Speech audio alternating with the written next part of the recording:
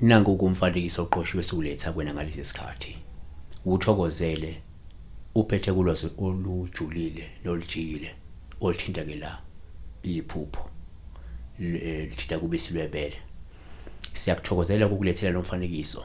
Siyayinikeza isikhathi esanele sokulibhekisisa udaba nodaba ngaphambi silethe kwena. Sicela ukuthi wenze nako kubalekile. Subscribe kule channel bese ulike le video nje ngoba uyibhekile. Kanti futhi ke siyacela ukuthi uwenze okusa contribution okusamnikelo ongakwenza ukuthi ukufake unansi account oyibonayo lapha kule video ngaphansi.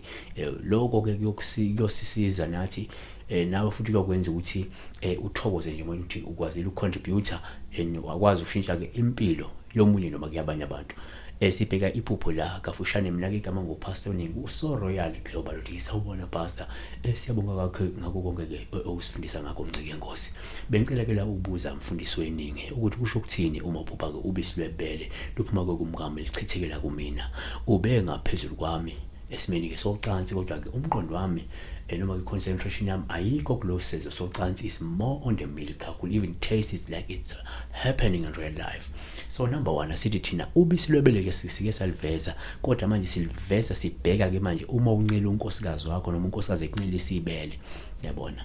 Number 1 asikuveza ukuthi ngokwesintu ubisi lwebele luthathwa njengento eyintando uma umuntu wesifazane engalifake etiyeni lakho ejusini wakho uliphuze njalo lokuthi qho lokho kuyokwenza ukuthi ugcine usumthanda ngokwendlulele okusho ukuthi liyasebenza njengentando liyasebenza njenge love portion ubisi lwebele yabona. So sizolibheka kanjena ke number 1 uma ubisi lwebele singathatha njengophawu oluhle uma uncela kumkakho olungasho ukuthi kungenzeka uyamthanda futhi ngase ke nithole ingane kungekudala. Kodwa kwesibili futhi uma uphupha ubisi lwebele singathatha uma kupha uma uncela kumkakho olungabe lusho ukuthi ke mhlawumbe ungase ubhekane nobuphofu noma ke nesikhathi esinzima noma kumzima besikhashana obuzokwenza ukuthi wena uncike futhi wethembele kumkakho yabona. Kodwa ke futhi kwesithathu singakusho ukuthi kwesinye isikhathi uma uphupha ubisi lwebele uphawu olubuma uncela kumkakho osuke nje ukuqwashisa ukuthi ke kumele mhlawumbe uqaphele imizamo yokufaka intando noma kubheka mina ngedwa yabona.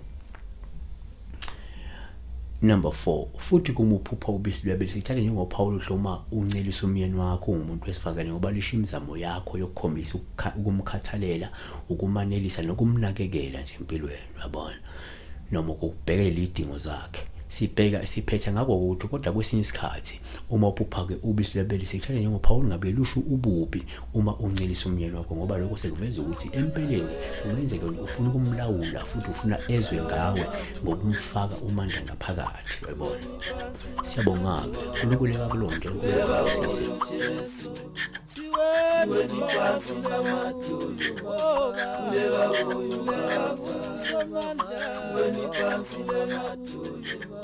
Kulela boyo Jesu,